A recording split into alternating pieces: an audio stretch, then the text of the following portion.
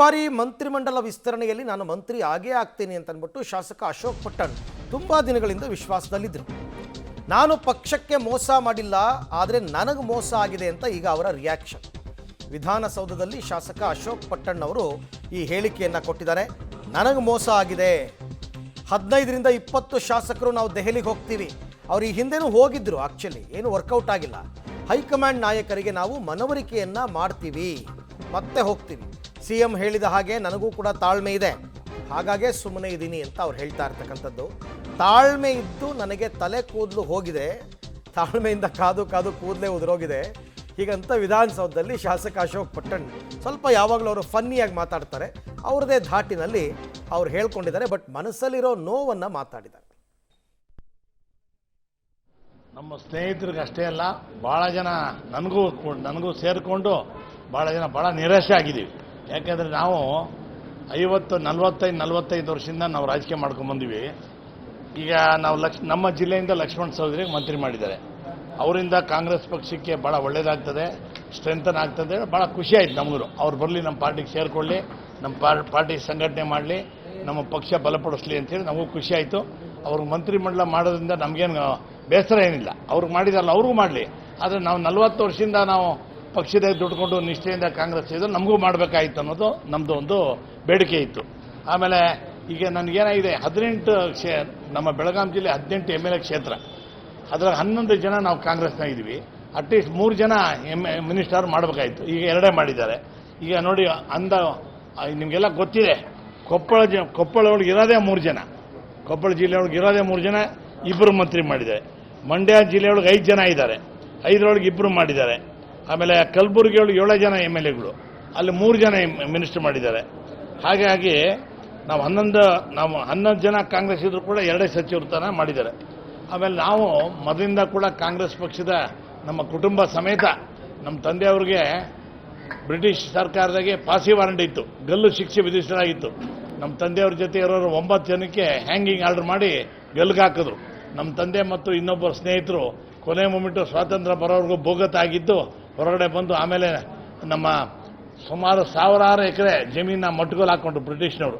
ಅಂಥ ಕುಟುಂಬದಿಂದ ಬಂದಂಥ ನನಗೆ ಮಂತ್ರಿ ಕೇಳಿ ಕೊಡಬೇಕಲ್ಲ, ಅವರೇ ಹುಡುಕಿ ಸ್ವಾತಂತ್ರ್ಯ ಮಾಡಿದಾರಲ್ಲ ಅಂತೇಳಿ ಕೊಡಬೇಕಾಯಿತು. ಆದರೆ ನಮಗೆ ಯಾಕೆ ಈ ಥರ ಮಾಡ್ತಾರೋ ಗೊತ್ತಿಲ್ಲ. ನಮ್ಮ ತಂದೆಯವರು ಕೂಡ ಶಾಸಕರಾಗಿದ್ದರು, ನಮ್ಮ ತಾಯಿಯವರು ಕೂಡ ಶಾಸಕರಾಗಿದ್ದರು. ನಾವೆಲ್ಲ ಮೊದಲಿಂದ ಕಾಂಗ್ರೆಸ್ ಕುಟುಂಬದಿಂದ ಬಂತ ನಾನು ನಾಯಕ ಆಗಿದ್ದೀನಿ. ಹಾಗಾಗಿ ಕೆಲವು ಟೈಮ್ನಾಗ ಏನಾಗ್ತದೆ, ಜಾತಿ ಉಪಜಾತಿ, ನಾವು ಬಣಜಿಗರು ಇಬ್ರಿಗಾಗಲೇ ಕೊಟ್ಬಿಟ್ಟಿದ್ದೀವಿ, ಇನ್ನೂ ಬೇರೆ ಬೇರೆ ಉಪಜಾತಿ ಕೊಡ್ಬೇಕು ಅಂತ ನಾನು ಹೇಳಿದೆ. ಜಾತಿ ದಯವಿಟ್ಟು ತರಬೇಡಿ, ನಮ್ಮ ಎಕ್ಸ್ಪೀರಿಯನ್ಸ್ ನೋಡಿ. ನಾವು ಲಿಂಗಾಯತರ ಸಮಾಜದಾಗ ಹುಟ್ಟಿರ್ಬೋದು, ಆದರೆ ನಾವೆಲ್ಲ ಬಸವಣ್ಣ ತತ್ವದವರು, ನಾವೆಲ್ಲ ಮೊದಲಿಂದ ಕೂಡ ಬಸವಣ್ಣ ತತ್ವ ಆಗಿದೆ. ಎಲ್ಲ ಒಂದೇ ಜಾತಿ ಅನ್ನೋಂಥ ಮನುಷ್ಯನಿಗೆ ನೀವು ಕೊಡಬೇಕಾಯಿತು. ಭಾಳ ಬೇಜಾರಾಗಿದೆ. ನಮ್ಮ ರಾಷ್ಟ್ರದ ನಾಯಕರಿಗೆ ಮತ್ತು ಕರ್ನಾಟಕದ ನಮ್ಮ ಕಾಂಗ್ರೆಸ್ ಮುಖಂಡರಿಗೆ ಎಲ್ಲರಿಗೂ ಗೊತ್ತಿದೆ ನಾನು ಭಾಳ ಸೀನಿಯರ್ ಅಂತ. ದೇವರಾಜ ಕಾಲದಾಗೆ ನಾನು ಕೂಡ ಜನರಲ್ ಸೆಕ್ರೆಟರಿ ಆಗಿದೆ, ವಿದ್ಯಾರ್ಥಿ ನಾಯಕರಾಗಿ ನಾವು ಹರಿಪ್ರಸಾದ್ ಅವ್ರ ಜೊತೆ, ಜಾರ್ಜ್ ಜೊತೆ ಎಲ್ಲ ನಾವೆಲ್ಲ ಮೊದಲಿಂದ ಕೂಡ ಬೆಂಗಳೂರಿಗೆ ಹೋರಾಟ ಮಾಡ್ಕೊಂಡು ಮುಂದೆ ಬಂದಿರೋಂಥವ್ರು. ನನಗೆ ಈ ಸರಿ 100ಕ್ಕೆ 100% ಮಂತ್ರಿ ಮಾಡ್ತಾರೆ ಅಂದ್ಕೊಂಡಿದ್ದೆ, ಆದರೆ ಭಾಳ ಬೇಸರ ಆಯಿತು. ಈಗ ಕೆಲವಾರು ಶಾಸಕರುಗಳು ನಾವೇನೋ ಪಕ್ಷಕ್ಕೆ ದ್ರೋಹ ಮಾಡಲ್ಲ, ನಮ್ಮದು ಪಕ್ಷನೇ ನಮ್ಮ ತಾಯಿ ಇದ್ದಂಗೆ ಕಾಂಗ್ರೆಸ್ ಪಕ್ಷ. ಬೇರೆ ಕೆಲವರು ಬೇಜಾರು ಮಾಡ್ಕೊಂಡು ಪಕ್ಷನೇ ತೋರಿಸ್ತಾರೆ, ಅಂಥ ಕೆಲಸ ನಾವು ಮಾಡೋಕ್ಕೆ ಹೋಗಲ್ಲ. ಪಕ್ಷ ಮುಂದೆ ಹೀಗೆಲ್ಲ ಅನ್ಯಾಯ ಆಗಬಾರ್ದು, ಆ ಥರ ನೋಡ್ಕೋಬೇಕು ಅಂತ ವರಿಷ್ಠರಿಗೆ ನಾನು ಬೇಡಿಕೆ ಇಡ್ತಾ ಇದ್ದೀವಿ. ಮತ್ತು ಕೆಲವು ಸ್ನೇಹಿತರು MLAಗಳು ನಾನು 15ರಿಂದ 20 ಜನ ಇವತ್ತು ನಾಳೆ ಒಳಗೆ ಸಭೆ ಸೇರಿ ತೀರ್ಮಾನ ಮಾಡಿ ನಾವೆಲ್ಲ ದೆಹಲಿ ಮಟ್ಟಕ್ಕೆ ಹೋಗಿ ಅವ್ರಿಗೆಲ್ಲ ಸ್ವಲ್ಪ ನಾವೆಲ್ಲ ತಿಳುವಳಿಕೆ ಹೇಳಿ ಈ ಥರ ಆಗಬಾರ್ದು, ಮುಂದೆ ಕೂಡ ಇನ್ನು ಪಕ್ಷ ಸಂಘಟನೆ ಆಗ್ಬೇಕಾದ್ರೆ ನಮ್ಮನ್ನೆಲ್ಲ ಕಟ್ಕೊಂಡೇ ಹೋಗ್ಬೇಕಾಗುತ್ತೆ, ಇಲ್ಲ ನಮ್ಮನ್ನು ಬಿಟ್ಟರೆ ಭಾಳ ನಿಮಗೆ ಪಕ್ಷಕ್ಕೆ ತೊಂದರೆ ಆಗ್ತದೆ. ನಾವೆಲ್ಲ ಪ್ರಾಮಾಣಿಕವಾಗಿ ನಮ್ಮ ತಾಯಿ ಪಕ್ಷ ಇದ್ದಂಗೆ ಕಾಂಗ್ರೆಸ್ ಪಕ್ಷ ಅದಕ್ಕೆ ಇದು ಚೆನ್ನಾಗಿ ಇನ್ನು ಅದನ್ನು ಗಟ್ಟಿ ಮಾಡಬೇಕು ಅಂತ ಹೇಳಿ ನಮಗೆಲ್ಲ ನೀವು ಉಪಯೋಗ ಮಾಡ್ಕೋಬೇಕು. ಇದೇ ರೀತಿ ನೀವು ನಿಷ್ಕಾಲಿಗೊಳಿಸಿದರೆ ನಮಗೆ ಭಾಳ ಬೇಜಾರಾಗ್ತದೆ, ಭಾಳ ಅನ್ಯಾಯ ಮಾಡ್ದಂಗೆ ಆಗ್ತದೆ. ಆದ್ದರಿಂದ ನಾವು ಇನ್ಮೇಲೆ ದಯವಿಟ್ಟು ಎಲ್ಲ ಮುಖಂಡರು ಕೇಳ್ಕೊಂಡಿಷ್ಟೇ, ನಮ್ಮಂಥವ್ರಿಗೆ ಅನ್ಯಾಯ ಆಗಿದೆಯಲ್ಲ, ನಿಮಗೆಲ್ಲ ಗೊತ್ತಿದೆ ಅನ್ಯಾಯ ಆಗಿದೆ ಅಂತ, ಆದರೂ ಕೂಡ ತಾವು ಯಾರು ಕೂಡ ಏನಪ್ಪ ಹಿಂಗೆ ಅದು ಕೂಡ ಯಾರು ಮಾತಾಡಲೂ ಇಲ್ಲ.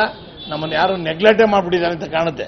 ನಮಗೆಲ್ಲ ಆಯಿತು, ಪರವಾಗಿಲ್ಲ, ನೆಗ್ಲೆಕ್ಟ್ ಮಾಡ್ಕೊಳ್ಳಿ. ಯಾಕಂದರೆ ಅವರವರು ಸ್ವಾರ್ಥಗಳೆಲ್ಲ ಮಿನಿಸ್ಟ್ರಿಗಳಾಗಿದ್ದಾರೆ, ಕೆಲವರು ದೊಡ್ಡ ದೊಡ್ಡ ಉದ್ಯೋಗಗಳಾಗಿದ್ದಾರೆ, ಅವರೆಲ್ಲ ನಾವು ಆದರೆ ಸಾಕಪ್ಪ ಅಂಥೇಳಿ ಆರಾಮಾಗಿದ್ದಾರೆ. ಆದರೆ ನಾವು ಭಾಳ ಜನ MLAಗಳು ಭಾಳ ಬೇಜಾರಾಗಿದ್ದಾರೆ. ಆದ್ದರಿಂದ ನಾವೆಲ್ಲ ಸಭೆ ಸೇರಿ ಈಗ ಮುಖ್ಯಮಂತ್ರಿಗಳು ಹೇಳಿದ್ದಾರೆ ಮುಂದೆ ಒಳ್ಳೊಳ್ಳೆ ಅವಕಾಶ ಇದೆ, ನಿಗಮ ಮಂಡಳಿಗಳೆಲ್ಲ ಸೇರಿದಂತೆ ಬೇರೆ ಕಡೆ ಎಲ್ಲ ಅವಕಾಶ ಇದೆ ಅಂತ. ನಿಗಮ ಮಂಡಳಿಗಳು ಕೊಟ್ಟರೆ ಏನು ತಗೊಳ್ತೀರಾ ಸರ್ ತಾವೆಲ್ಲ? ಈಗ ಕಾಂಗ್ರೆಸ್ ಪಕ್ಷದಾಗೆ ಹೈಕಮಾಂಡ್ ಅವರಾಗಲಿ ನಮ್ಮ ವರಿಷ್ಠರು ಏನು ಹೇಳಿದ್ರು ನಾವು ಕೇಳಕ್ಕೆ ರೆಡಿ ಇದೀವಿ. ಅದಕ್ಕೆ ತಾಳ್ಮೆ ಇರಬೇಕು ಅಂತ ನಮ್ಮ ಮುಖ್ಯಮಂತ್ರಿಗಳು ಬೆಳಿಗ್ಗೆ ಹೇಳಿದ್ದಾರೆ. ಅವರು ತಾಳ್ಮೆಯಿಂದ ಇದ್ಕೊಂಡು ಕೊನೆಗೆ ಅವರು ಹೇಳಿದ್ದಾರೆ, ಮುಖ್ಯಮಂತ್ರಿ ಆದ್ನಪ್ಪ ತಾಳ್ಮೆ ಇರಬೇಕು ಅಂತ. ನಮಗೆ ತಾಳ್ಮೆ ನಮಗೊಂದು ಮಿತಿ ಇರಬೇಕಲ್ಲ.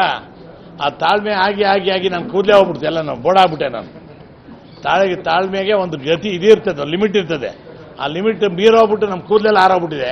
ಇನ್ನು ಕೊನೆಯದು ನನಗೆ 72 ವರ್ಷ ಇವತ್ತಿನ ದಿನ ವಯಸ್ಸು. ಕೊನೆ ಅಂತ ಸರಿ, ಅಟ್ಲೀಸ್ಟ್ ನಿಮಗೆ ನಮ್ಮ ಸುರ್ಜೇವಾಲಾ ಅವರು ನಾವು ಡೆಲ್ಲಿಗೆ ಹೋದಾಗ ಹೇಳಿದರು, ಬರೀ 4-5 ಜನ ಸೀನಿಯರ್ಸ್ ಇಟ್ಕೊಂಡು ಎಲ್ಲರಿಗೂ ಕೂಡ ನಾವು ಅವಕಾಶ ಕೊಡ್ತೀವಿ ಅಂತ ಹೇಳಿದರು. ಆದರೆ ಇವತ್ತಿನ ದಿನ ನೋಡಿದ್ರೆ ಮ್ಯಾಕ್ಸಿಮಮ್ ಎಲ್ಲ ಹಳಬರೇ ಇದ್ದಂಗೆ ಕಾಣ್ತಾರೆ ಎಲ್ಲರೂ. ನಮಗೆಲ್ಲ ಬೇರೆಯವ್ರಿಗೆ, ನನಗೆ ಅಂತಲ್ಲ, ಎಲ್ಲರಿಗೂ ಅವಕಾಶ ಕೊಡಬೇಕು ಅಂದರೆ ನೀವು 2 ವರ್ಷ ಲಿಮಿಟ್ ಮಾಡಿದ್ರೆ ಮಾಡಬೇಕಾಯಿತು. ಈ ಸಲ ಸುರ್ಜೇವಾಲಾ ಹೇಳಿದ್ರು, ನೆಕ್ಸ್ಟ್ ಟೈಮ್ ನಿಂದು ಲಿಸ್ಟ್ ಒಳಗೆ ಹಾಕ್ತೀನಪ್ಪ ಅಶೋಕ್ ಅಂತ ಹೇಳಿದರು. ಆದರೆ ಕಾರಣಾಂತರದಿಂದ ಹಾಕಲಿಲ್ಲ. ನಮಗೆ ನಮ್ಮ ಜಿಲ್ಲೆ ಭಾಳ ದೊಡ್ಡ ಜಿಲ್ಲೆ, 3 ಜನ ಕೊಟ್ಟಿದ್ರೆ ನಮಗೂ ಅವಕಾಶ ಸಿಕ್ಕಂಗೆ ಆಗೋದು. ಅದು 2 ಕೊಟ್ಟಿರೋದ್ರಿಂದ ನಮಗೆ ಭಾಳ ಅನ್ಯಾಯ ಆಗಿದೆ.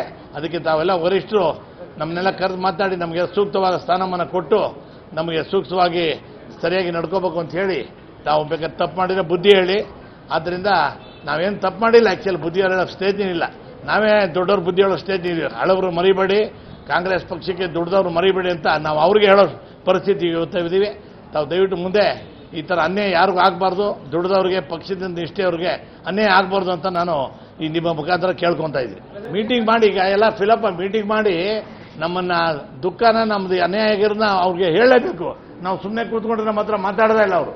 ಸರ್ ಖಡಕ್ ಆಗಿ ಹೇಳ್ತೀರಾ ಅಥವಾ ವಿನಯ? ಖಡಕ್ ಆಗಿ ಹೇಳ್ತೀವಿ. ಖಡಕ್ ಆಗಿ ಹೇಳೋದು, ವಿನಯ ಹೇಳೋದು ಎಲ್ಲ ಒಂದೇ, ಎಲ್ಲ ಒಂದೇ ಅಲ್ಲ. ಖಡಕ್ ಆಗಿ ಹೇಳೋದು ಎಲ್ಲ ವಿನಯದ ರೂಪದಲ್ಲಿ ಉಳ್ದೇವ್ರ ಖಾಲಿ, ಅದು ಬೇರೆ ಬೇರೆ ಕಾರಣಾಂತರದಿಂದ ಅದಕ್ಕೂ ನಮ್ಗೆ ಏನು ಸಂಬಂಧ ಇಲ್ಲ. ನಾವು ಯಾರು ಶಾಸಕರುಗಳು ಆ ಸ್ಥಾನಕ್ಕೆ ನಾವೇನು ಕಣ್ಣಿಟ್ಟಿಲ್ಲ. ಆದರೆ ಮುಂದೆ ಏನೇನೋ ಪರಿಣಾಮ ಹೇಳಕ್ಕಾಗಲ್ಲ. ರಾಜಕೀಯ ನಾಳೆ ಏನಾಗ್ತದೆ, 6 ತಿಂಗಳಿಗೆ ಏನಾಗ್ಬೋದು, ವರ್ಷಕ್ಕೆ ಏನಾಗ್ಬೋದು ಹೇಳಕ್ಕಾಗಲ್ಲ. ಅಂತ ಟೈಮ್ ಏನು ಬಂದ್ರೆ ನಮಗೆಲ್ಲ ಅವಕಾಶ ಕೊಡಿ ಅಂತ ಕೇಳ್ಕೊಳ್ತೀವಿ. ನಿಮ್ಮ ಮತ್ತೊಬ್ಬ ಸ್ನೇಹಿತರು KN ರಾಜಣ್ಣ ಅವರು ಹೇಳಿದ್ದಾರೆ, ಸಿದ್ದರಾಮಯ್ಯನವರ ನಡವಳಿಕೆಯ ಮೇಲೆಯೇ ಮುಂದಿನ ಚುನಾವಣೆ ನಡೆಯುತ್ತೆ. ಹಿಂದೆ ಮಧ್ಯಂತರವಾಗಿ ಇಳಿಸಿದಂತ ಸಂದರ್ಭದಲ್ಲಿ ಬಂಗಾರಪ್ಪ ಅವರನ್ನು ಇಳಿಸಿದ್ರು, ಪಕ್ಷ ನೆಲಕ್ಕೆಸ್ತು. ವೀರೇಂದ್ರ ಪಾಟೀಲ್ರನ್ನ ಕೆಳಗಿಳಿಸಿದ್ರು, ಪಕ್ಷ ನೆಲಕ್ಕೆಸ್ತು ಅನ್ನೋಂತ ಎಲ್ಲ ಮಾತುಗಳನ್ನ ಆಡಿದ್ದಾರೆ. ಈಗ ಅವರು ವೈಯಕ್ತಿಕವಾಗಿ ಅವರು ಬಹಳ ಸೀನಿಯರ್ ನಾಯಕರು, ಅವರ ಅಭಿಪ್ರಾಯ ಅವ್ರು ತಿಳಿಸ್ಯಾರೆ. ನಾವು ಕೂಡ ಹೇಳ್ತೀವಿ, ಸಿದ್ದರಾಮಯ್ಯ DK ಶಿವಕುಮಾರ್ ಆಗಲಿ, ಯಾರ ನಾಯಕರು, ಪರಮೇಶ್ವರು ಎಲ್ಲರೂ ಒಟ್ಟಿಗೆ ಕೂತ್ಕೊಂಡು ಒಟ್ಟಿಗೆ ಮಾಡಿದ್ರೆ ನಮ್ಮ ಪಕ್ಷ ಬರುತ್ತೆ. ಭಿನ್ನಾಭಿಪ್ರಾಯ ಮಾಡಿಕೊಂಡ್ರೆ ನಮ್ಮ ಪಕ್ಷಕ್ಕೆ ಬಹಳ ಕಷ್ಟ ಆಗುತ್ತೆ ಬರೋದು. ಅದರಿಂದ ಎಲ್ಲ ಒಗ್ಗಟ್ಟಾಗಿ ಕೆಲಸ ಮಾಡಬೇಕು ಅಂತ ನಾವು ಕೂಡ ಕೇಳ್ಕೊತೀವಿ.